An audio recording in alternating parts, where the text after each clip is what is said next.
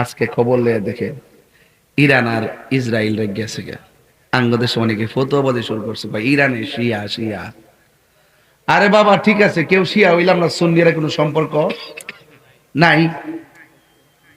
কিন্তু যখন ইহুদির সাথে মুসলমানদের দ্বন্দ্ব হবে, ওই মুসলমান আকীদা যেটাই হোক না কেন, আমরা সবাই মিল্লা ইহুদিদের বিরুদ্ধে মাঠে নামতে হবে।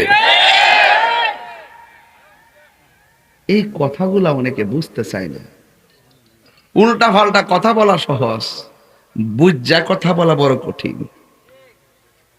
যা মন চা তা বলা সহজ, কিন্তু বুঝা কথা বলা কঠিন। আমার কি মানুষে কম কথা কয়? আমার দেখছই না আমি জবাব দিতে, যেখানে যেটা লাগে এটা আমি করি।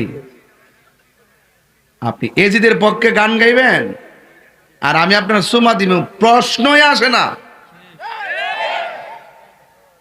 কাফের চাইতে মুনাফিকরা আরো খারাপ।